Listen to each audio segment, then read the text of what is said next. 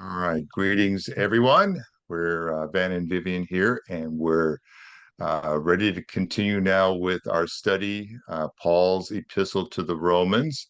Our website is midaxvancouver.ca, where the recording of this study will be posted there at midaxvancouver.ca, and you probably will already have noted that it is also at our YouTube channel, the Vancouver Bereans. That's YouTube. So we're moving forward. We were in chapter 14, but before we jump into the chapter, just spend a brief moment, because this is so easy to forget, regarding the audience. So Miles Coverdale, who was the translator of the 1535 Coverdale Bible, which was in the line of Bibles leading to the King James. Miles Coverdale said the audience is very important. If I don't know the audience, then I really don't know what's going on. In chapter 11, things made a clear change from speaking to the Jews to speaking to the Gentiles. And then in chapter 12, the audience expanded, where Paul talked now about we being many. So the many, now both the circumcised and the uncircumcised, constitute the audience, and the context had to do with the one body. And then in chapter 13, the audience now is many, and every soul, so that would be circumcised and uncircumcised. And the context was the higher powers. And we also observed while we were in chapter 13 that there are powers that are ordained of God, of which Paul was speaking of Rome as an ordained power. And then in chapter 14, let every man be fully persuaded. So now the audience is many, every soul, every man, both circumcised and uncircumcised. And the context in chapter 14 was this matter of doubtful disputations. Now, doubtful disputations, that is, things that were disagreements. There were matters where there was some doubt and there was disagreement. But the thing was that these disagreements, Paul didn't want the circumcised and the uncircumcised to engage in these disputations, because they could result in anxiety or, um, actually, well, besides the word anxiety, I'm looking for a word and I can't remember it just now. But he didn't want them to cause pain for each other with respect to disagreements. Now, before we move deep into chapter 14, because we were at, I think, verse 19, there was a matter that we wanted to pick up on last time we talked about, because we'd come up to verse 10 in chapter 14, about standing before the judgment seat of Christ. And so this was the disagreement. They were between the circumcised and the uncircumcised Hebrews, and they were having these disagreements. And Paul makes this statement: we shall all stand before the judgment seat of Christ. Now, Paul also made mention of this in his letter to the Corinthians, where he said, for we must all appear before the judgment seat of Christ, that every one may receive the things done in his body, according to that he hath done, whether it be good or bad. So for many, in fact, for virtually the all of Christendom, including right dividers, this matter of standing before Christ, standing at the judgment seat of Christ, is something that is thought to be true, that you and I, that we all are going to need to stand before Christ at the judgment seat. And Paul says here, the judgment seat is going to concern things done in his body, according to what he hath done, whether it be good or bad. Now, so there are right dividers that say, well, you don't really need to worry. We don't really need to worry about this judgment because it's things done in the body, in his body. So some teach that this word in, the preposition in, shows this judgment is not of things done by the believer's body.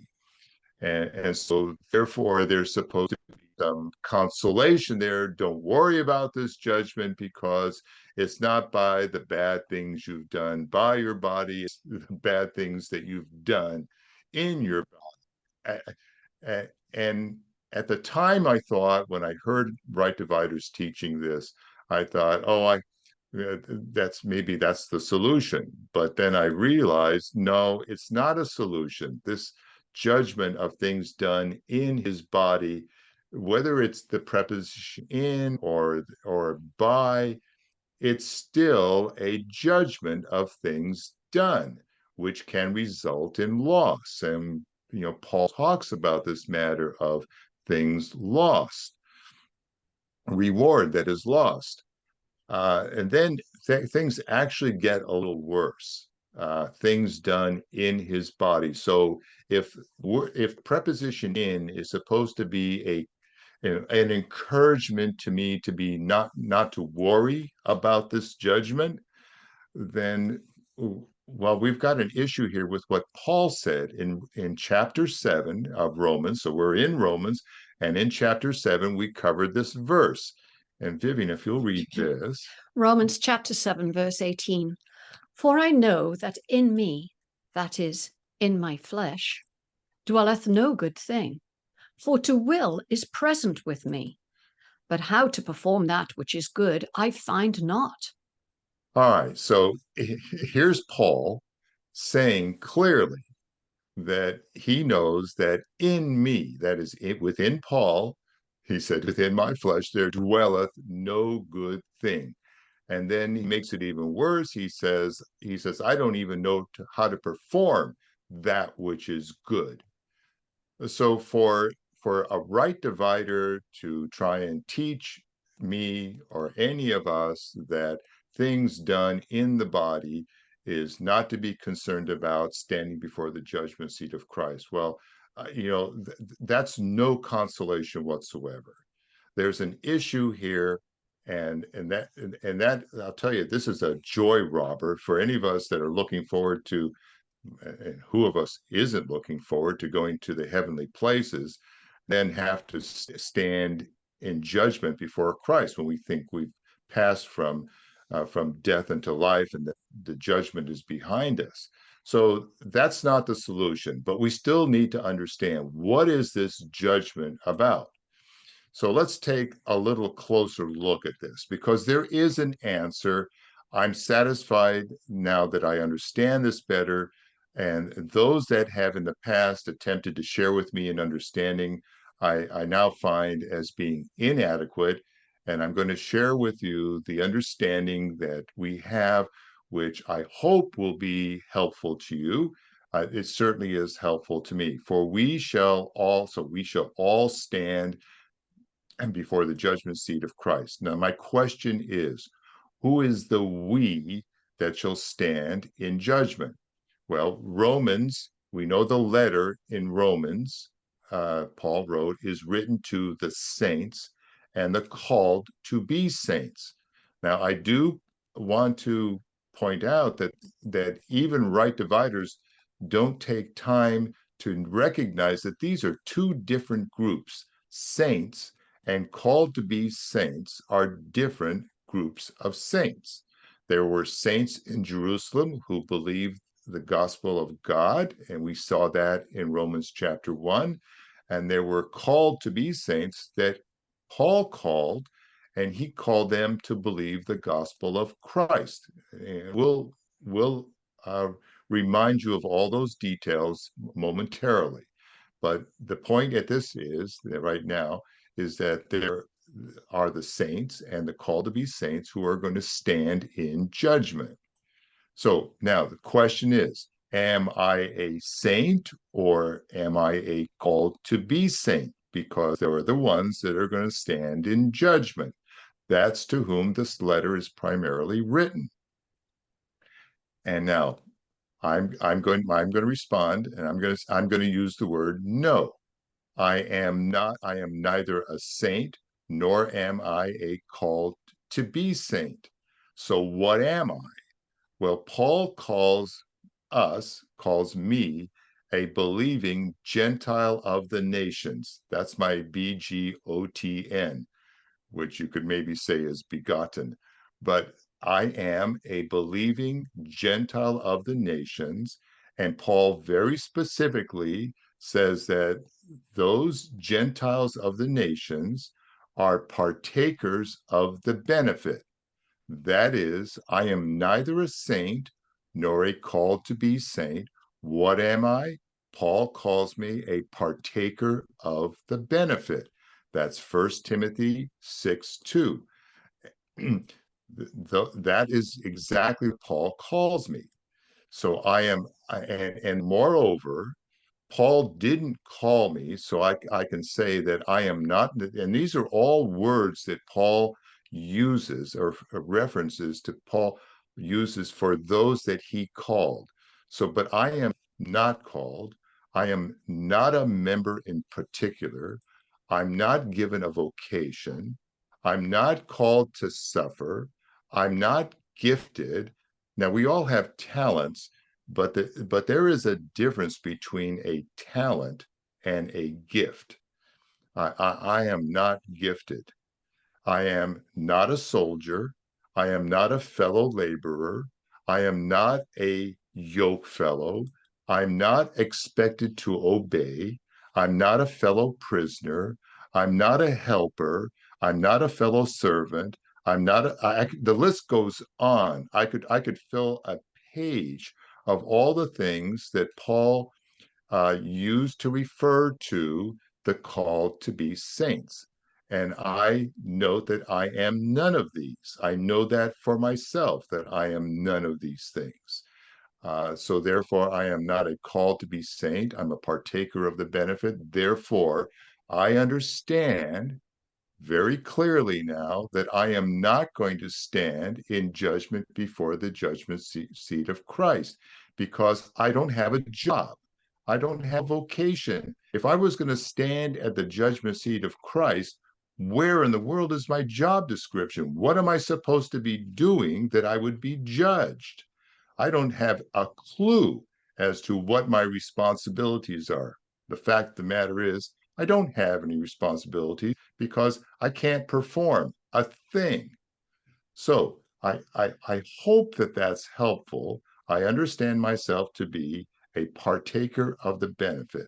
Man, Therefore, man. yes, yes, And another question is, where's your gift? Where's your I gift don't, to yeah, perform? Where's You your got, gift to yes, perform? highlight that. Yeah, yeah, not gifted. I am not gifted. Okay. And yeah, unfortunately, this word gifted, like people think, what's your gift? I have a talent, whatever talents you and I have, they pale in comparison to somebody that was gifted. And moreover, at the time, when Paul was calling, when he was calling the saints, he was calling those Hebrews who knew the scriptures. Uh, Now, my lineage didn't know the Hebrew scriptures. There is nothing that my lineage of Armenians could have done working with Paul as say, a yoke fellow or a fellow laborer. Absolutely nothing because they were fire worshipers. And they would have been more than useless, they would have been a danger. Paul called those who knew the scriptures, and then he called them to a gospel where they didn't have to be circumcised. That's why they were called to be saints. Anyhow, I'm preaching now. I should back off of that and move on. We're going to move into verses 19 and 21. But before we do, just to punctuate that, is there any other comments anybody wants to make? I know I probably waxed eloquent on that more than I should have, but okay. Okay, silence. Thank you, Dwayne, Yes, for your. Karen has something. Okay. Yes, go ahead, Karen. No, I'm still just trying to work out in my mind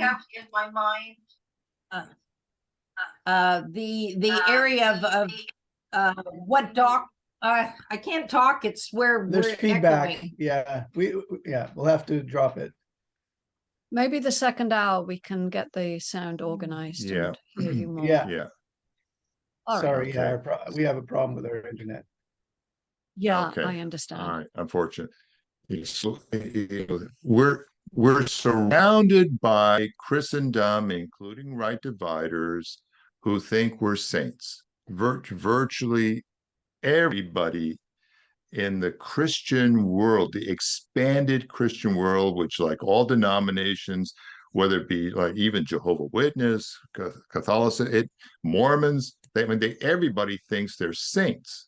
And then therefore they think everything is written to them in Paul's epistles, Right. instead of examining the prevailing conditions at that time. Yeah, exactly. And then so that really then we end up with, we're doing violence to the audience, to whom is Paul actually writing? So then that raises the question, well, didn't he write this to me? That these things are wisdom to me, they're not orders. Okay, we're moving on now. This is the final section of Romans chapter 14. Romans chapter 14, starting at verse 19. Let us therefore follow after the things which make for peace, and things wherewith one may edify another. For meat destroy not the work of God. All things indeed are pure, but it is evil for that man who eateth with offence. It is good neither to eat flesh, nor to drink wine, nor anything whereby thy brother stumbleth, or is offended, or is made weak. Okay, so verse 19, chapter 14, let us therefore follow after the things which make for peace. Now, notice this. There was enmity between the circumcision of the Hebrews and the uncircumcision of the Hebrews. They were at each other. And Paul says, follow those things which make for peace, the things wherewith one may edify. And that word edify, that's to build, to strengthen a person. So Paul wanted them not to be at each other, pawing away at each other with arguments, but rather to edify each other. So Paul urges peace between saints, the circumcised of the Hebrews, and the called to be saints. These are the ones that Paul called. They were the uncircumcised of the Hebrews. In Ephesians chapter 2, verses 14, we read this. Ephesians chapter 2, starting at verse 14. For he is our peace, who hath made both one, and hath broken down the middle wall of partition between us. Verse 15. Having abolished in his flesh the enmity, even the law of commandments contained in ordinances, for to make in himself of twain one new man, so making peace. All right. So we see Paul again making peace. He wants them, the circumcised and the uncircumcised. What was the issue that was aggravating their relationship? Was the commandments. So the circumcised would follow the commandments. The uncircumcised of the Hebrews would not follow the commandments because they were of the rebellious. Their dietary pattern was completely different than their circumcised Hebrew brethren. Then we'll continue on with Ephesians. Ephesians chapter 2, verse 16 and 17. And that he might reconcile both unto God in one body by the cross, having slain the enmity thereby, and came and preached peace to you which were afar off, and to them that were nigh. Okay, so that he might reconcile both unto God. So there's one body by the cross. The body, which is fitly framed together. We know that from Ephesians chapter 2 at the end of the chapter, that the circumcised and uncircumcised are in different dwelling places. In fact, Jesus covers this himself when he instructs his disciples in John chapter 14. He says, in my Father's house are many mansions. That is, there are many dwelling places. So, but it's one body, and the dwelling is fitly framed together. Now, that enmity was slain at the cross. So he brought peace by dealing with the issues of the commandments. And he came and preached peace to you which were afar off. So who were the ones that were afar off? Those were the Hebrews that were uncircumcised. As we understand from Hosea chapter 2, verse 23, they were sown into the world, and them that were not. These are those that were circumcised and they were following the commandments. This is again, it's the picture of the prodigal son. There's one son that stayed home, and there was another son that went far off. So this is all about Hebrews. And when you see the personal pronouns there, you which were afar off, that's Paul's audience. Yes. And to them that were nigh. Exactly. So he's not directly addressing those people. Yes. So again, the message is peace. Here in a prison epistle, Ephesians chapter 2, he's preaching peace. And here in his letter to those in Rome, he's preaching peace. It is the same good news. So it says, for to make peace, edify, that is to build up. Notice this, for meat destroy not the work of God. All things indeed are pure, but it is evil for that man who eateth with offense. Now, notice this declaration of Paul. So here we have a Hebrew who had been under the dietary law. I mean, the commandments specifically indicated that there were things that they were not to eat. For instance, they were not to eat fish or seafood that did not have scales on it. That's fins. And fins. It had to have scales and fins, both scales and fins. So that's why lobster is off the menu. It doesn't have scales. Also, a kosher diet cannot include halibut, because halibut, while it has fins, it doesn't have scale. Can't eat a shark. Shark has fins, but it has no scales. So there are things excuse me, that sharks eat us. Yes. We don't eat them. Yeah, I know. Right. We got it backwards, man. Actually, I hear that shark does make a pretty good steak, but I never tried it myself. So Paul declares that all things indeed are pure. So now he's gone through a change, but he says, but it is evil for that man who eateth with offense. Now, it's a little bit difficult to understand this, and I'll make some suggestions here. It is evil for that man who eateth with offense, that is, who by eating is offended, or I could understand it as who by eating offends others.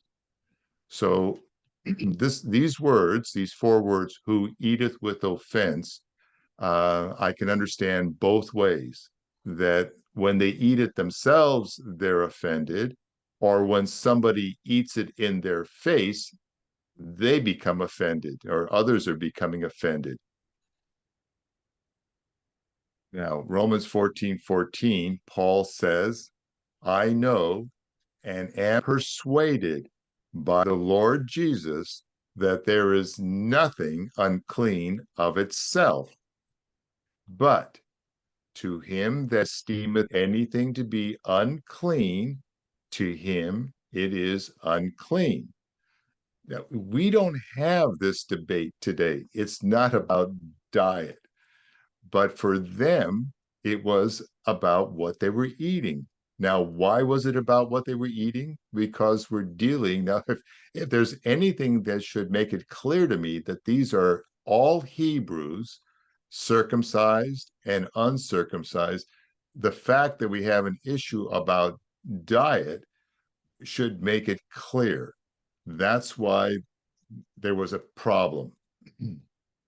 These are Hebrews. Paul says, it is good neither to eat flesh, nor to drink wine, nor anything whereby thy brother stumbleth, or is offended, or is made weak. Now, is offended, that's like you gross them out. You eat, you eat that pork chop and they get grossed out.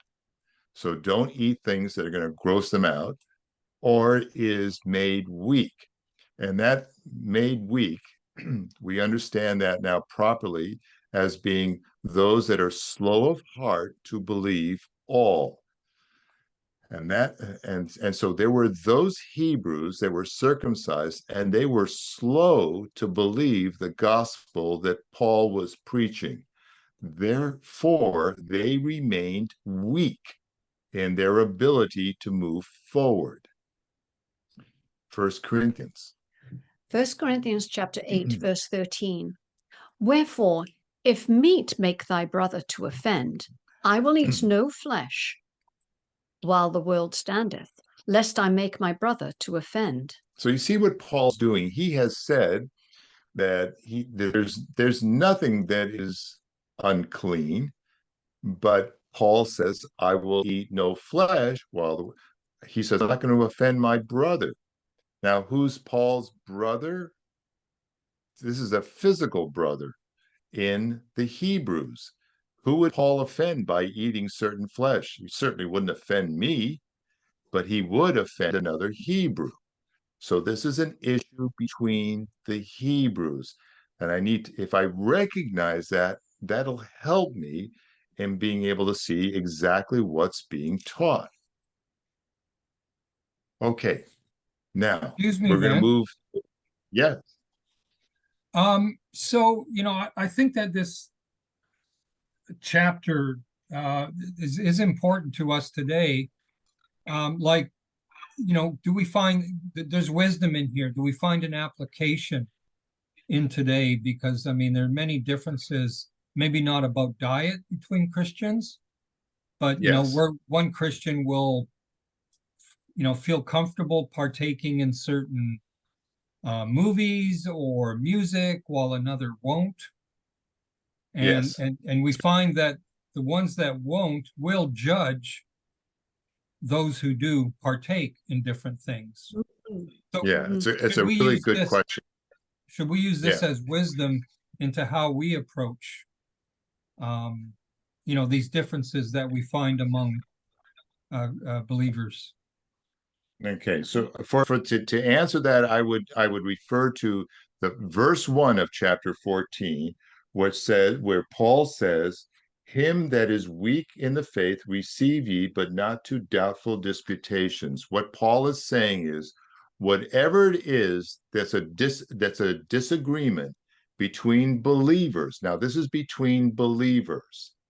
Paul says, don't argue about it and end up causing apprehension between each other.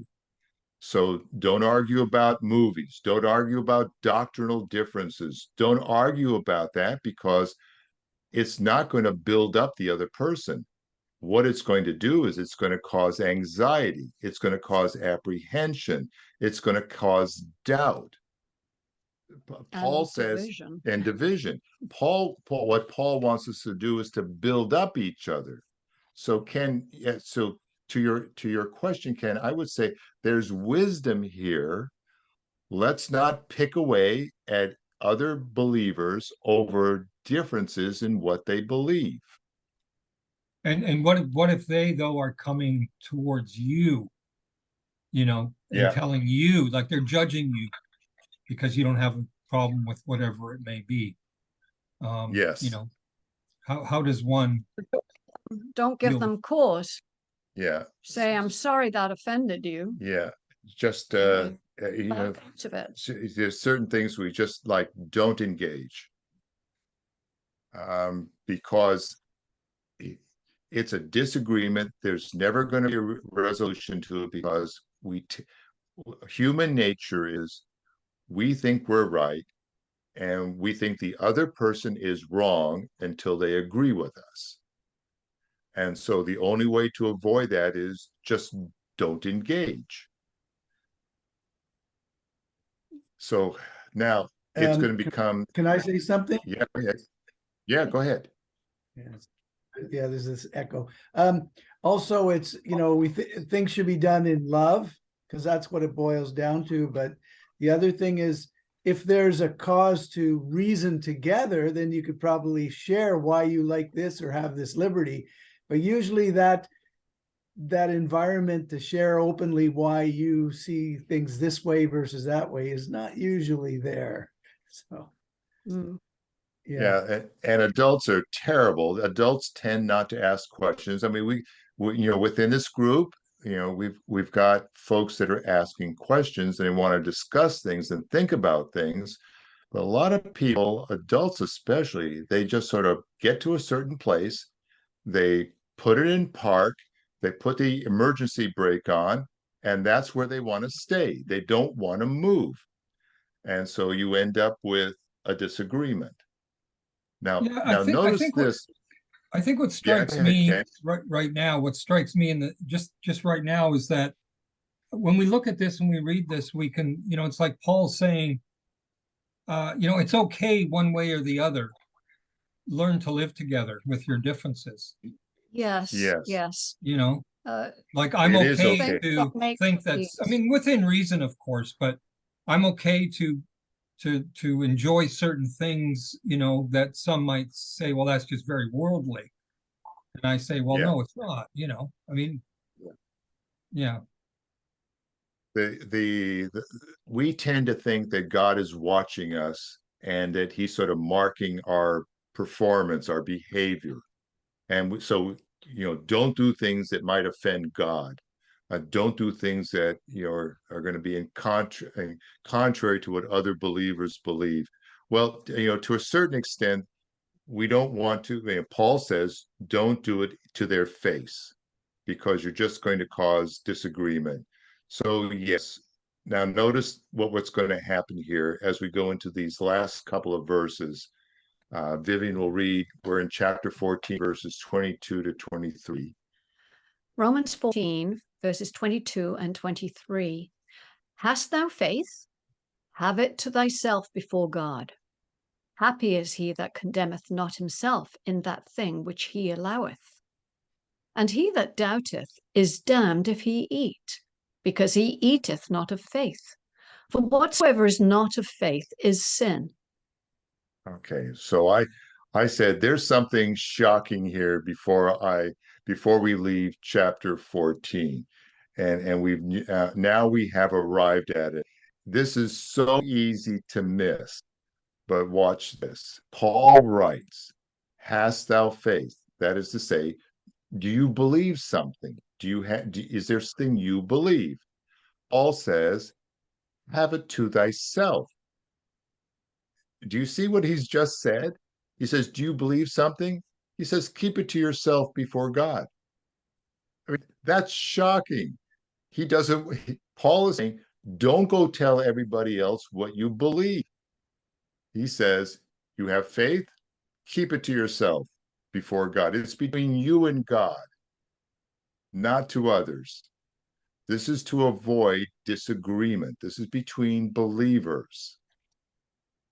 Now, what Paul's going on here is that during this present time, so during the present time of Romans, and this present time, that's Romans 11:5.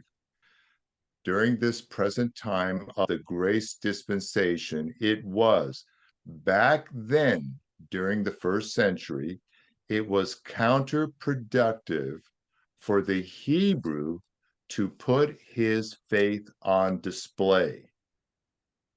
Now, I know that's a mouthful, but that's thought.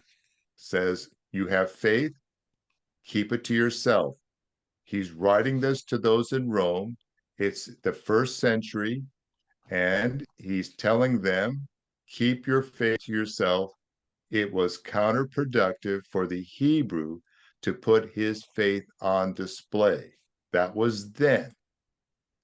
Partakers of the benefit today, our guidance is to use wisdom. If you're going to put your faith on display, use wisdom, use discretion.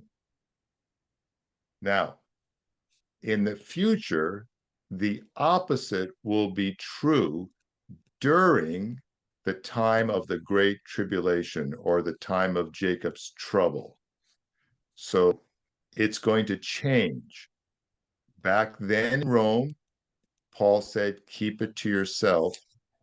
In the future, it's going to change. Let me show you. The opposite will be true. This have it to thyself, it's going to be the opposite will be true during the Great Tribulation.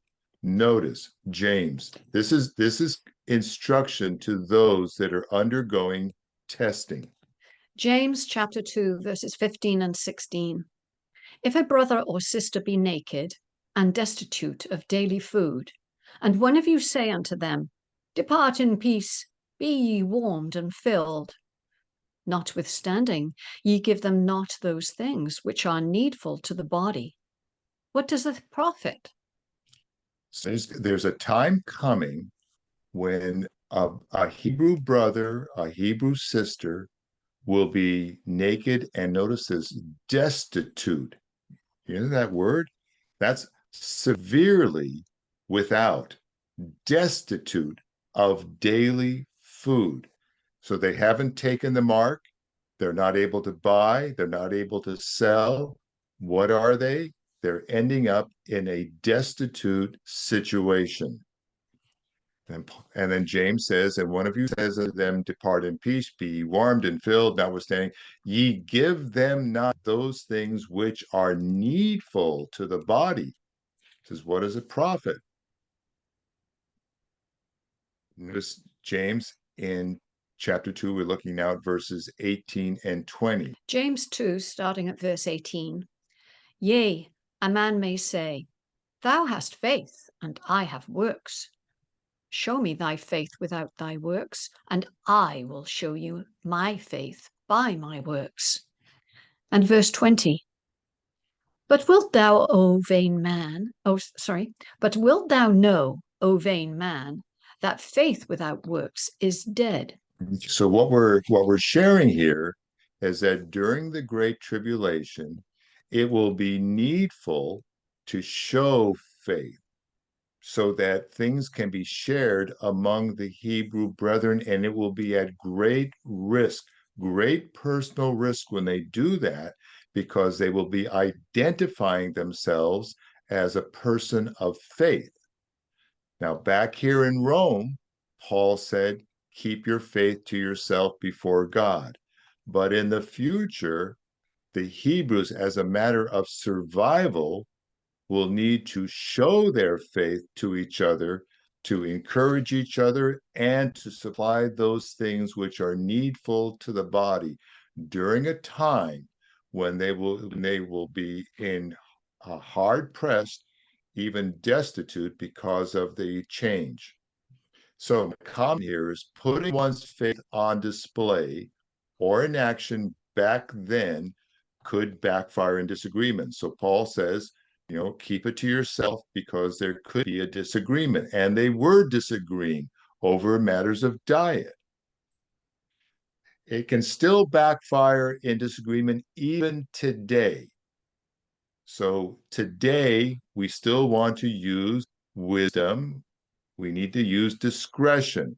So those things that I think are true, I need to be careful about how I assert them because I could end up offending somebody. And I don't want to do that. That's Paul wants us to build each other up, not cause offense.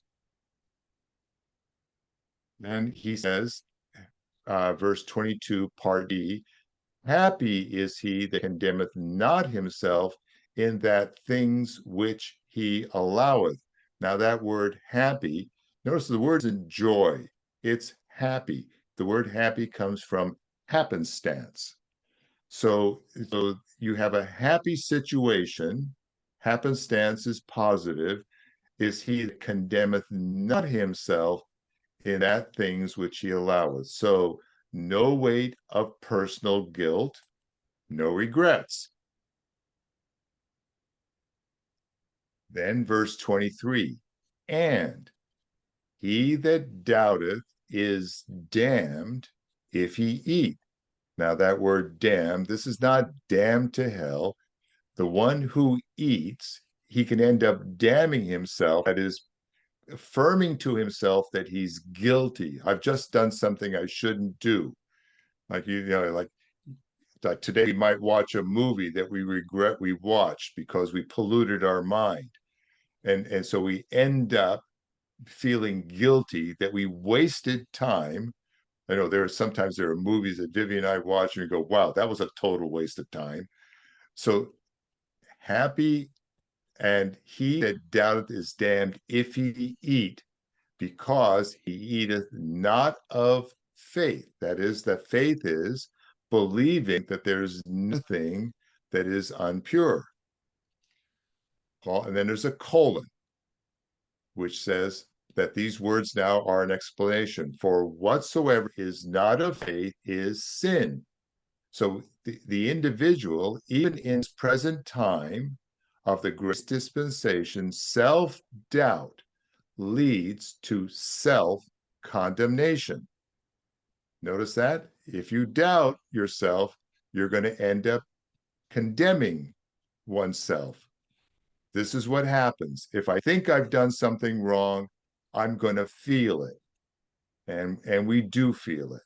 So Paul says, be careful how you conduct yourself so that for your own sake, you don't end up with this sense of guilt, which is actually, it's misplaced. Okay, so that brings us to the end of chapter 14, and we're really ready now to move into chapter 15. Anything that anybody wants to either comment or ask or say before we depart from chapter 14? Yeah, I would like to comment and say, I have within myself, I can't watch a bunch of movies that have a lot of profanity in them. Yeah. Because the profanity offends my spirit. And that's what Paul, that's what Paul is talking about in these passages here.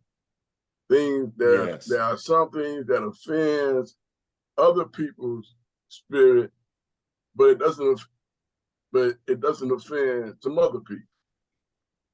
Yes. There's something that offend you, but it's not offensive to somebody else. Yeah. So in those cases, I don't look down on somebody who can watch, another believer who can watch movies with a lot of profanity in it. I just receive it. I keep it within myself that I can't. Yes. Yeah, I can't do it. Right, I can't. Right. Okay. I can't do it. They're not. Doesn't mean that I'm saved and they're not. It doesn't mean that. It just means that it's just a particular thing with me. Yes. And Exactly. that's what Paul is saying here. Have thou faith, have it to yourself before God.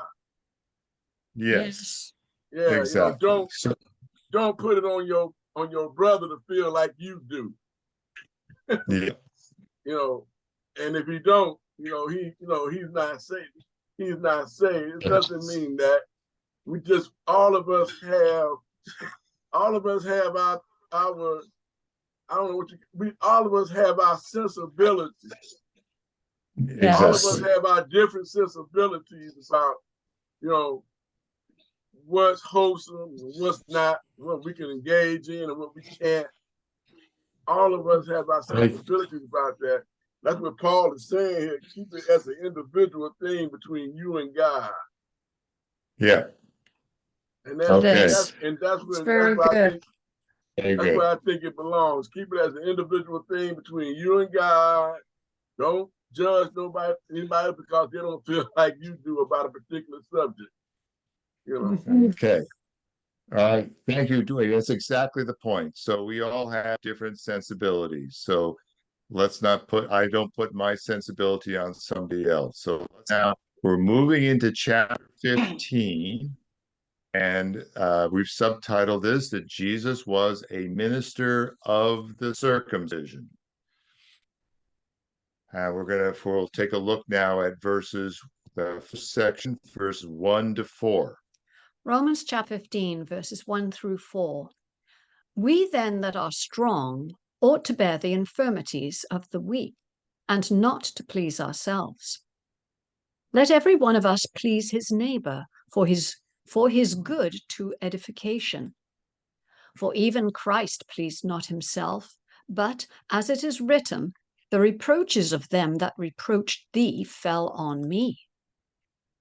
For whatsoever things were written aforetime were written for our learning, that we, through patience and comfort of the Scriptures, might have hope.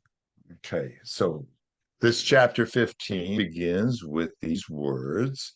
So Paul says, we of the Hebrews, we then that are strong.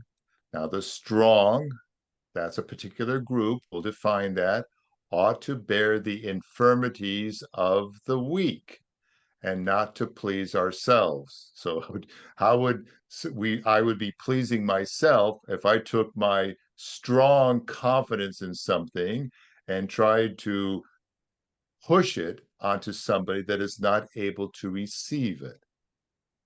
So from our chapter 14 study, and this is building on what Dwayne has just shared with us. From our study in chapter 14, this is what we found out. The strong are those that believe Paul's gospel of Christ. Now, the gospel of Christ is the gospel that the death, burial, and resurrection of Christ is salvation. The righteousness of God is revealed. And Paul said, as a believer in the gospel of Christ, he said, I know and am persuaded by the Lord Jesus that there is nothing unclean of itself. Now, while the weak were those that remained with the gospel of God. So the gospel of God is different from the gospel of Christ. The gospel of God is that Jesus is the promised Messiah. Follow him. Romans 14b. So now the weak, but to him that esteemeth anything to be unclean, to him it is unclean. So Paul is instructing those in Rome, cut each other a little bit of slack here. It's going to be strong and it's going to be weak. The instruction is we that are strong need to bear the infirmities of the weak. Bear it. Now, the infirmities of the weak. So what were some of the infirmities of the weak?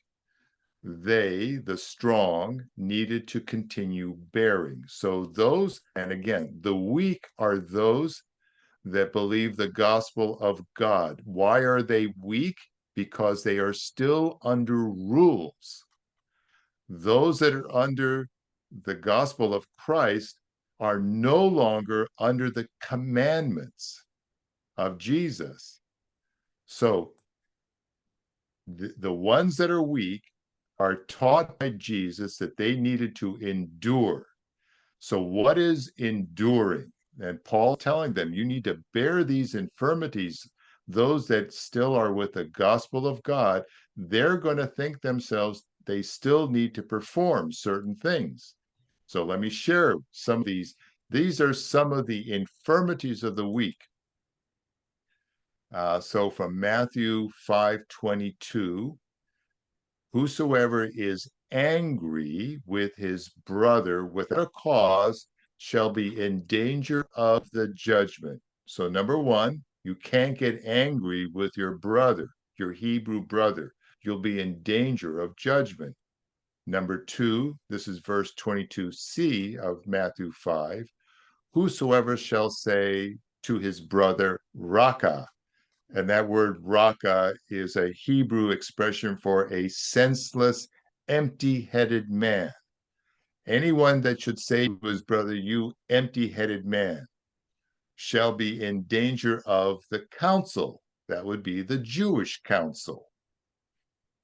And then part D of verse 22, whosoever shall say, thou fool, shall be in danger of hell fire. So you see how strict this situation was of what they had to endure. We continue. Look at these. Agree with thine adversary. This is Matthew 5. 25 and 26. 25 and 26. He says, agree with thine adversary quickly while thou art in the way with him, lest at any time the adversary deliver thee to the judge. He says, avoid going to court to the Hebrews, because if you end up in court, the judge will end up delivering you to the officer, and the officer will cast you into prison. And then when you end up in prison, you will not be able to come out until you pay the uttermost farthing of what you owe to the one who is making a charge against you. And let me point out that once one of them was in prison, there was virtually no opportunity to earn money to pay off debt. So they would end up in prison almost perpetually. Then Matthew 5:32b. These are things that the weak needed to do. Whosoever shall put away his wife, saving for the cause of fornication, causes her to commit adultery. And whosoever shall marry her that is divorced committeth adultery. These are rules that they had to live by. Matthew 5:39. That ye resist not evil, but whosoever shall smite thee on the right cheek, turn to him the other also. So we talk about enduring. You had to endure this all the way to death. Them that are weak, those that is those, and then that by that expression we mean those that were limited to the gospel of God. They were the ones needed to turn the cheek. Matthew 5:40. If any man will sue thee at law and take away thy coat, let him have thy cloak also.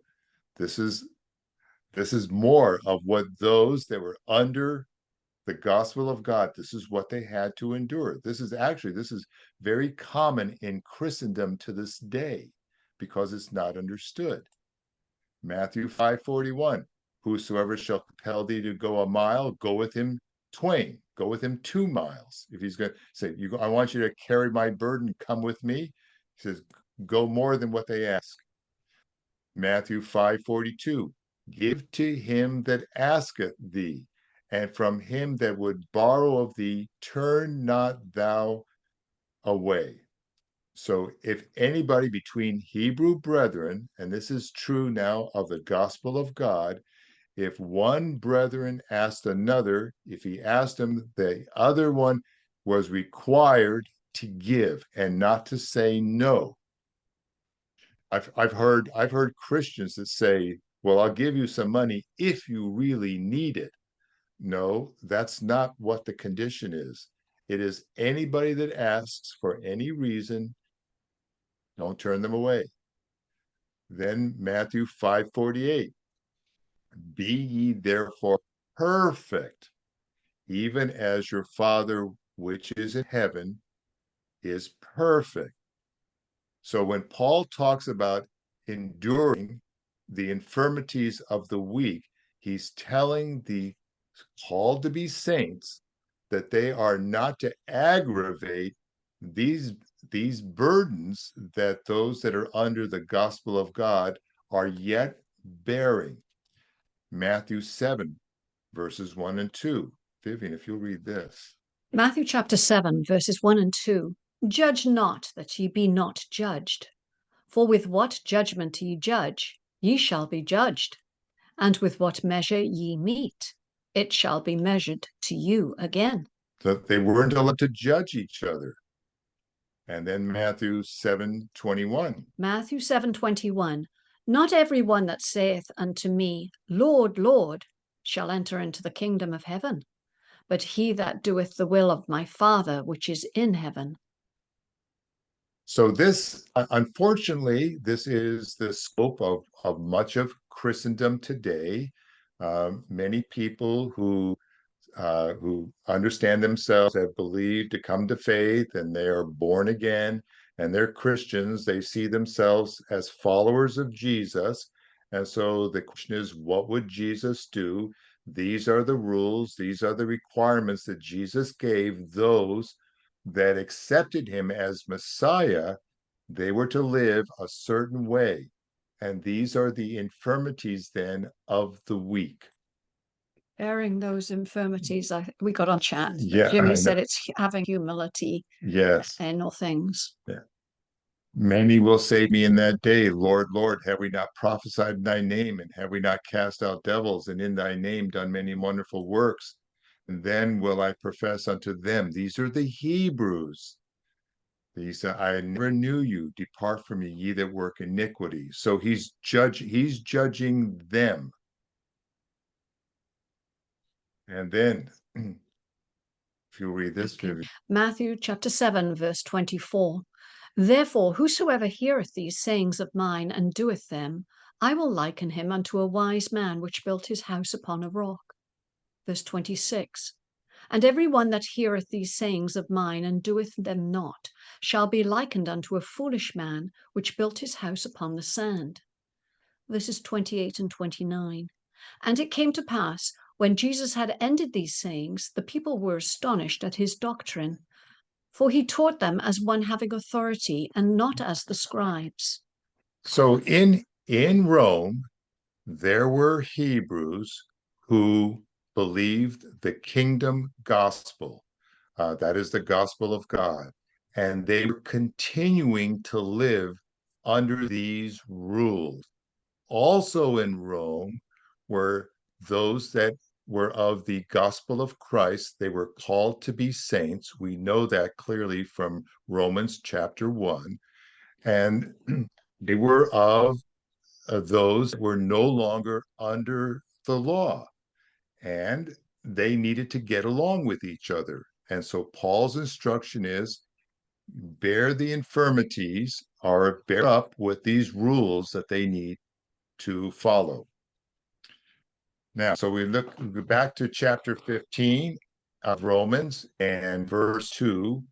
Let every one of us please his neighbor for his good to edification. So my comment here is help build them up.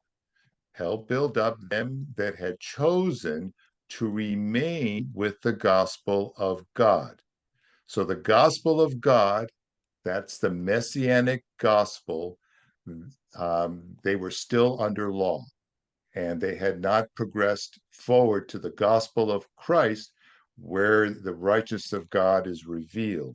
So there was a division here in the Hebrews.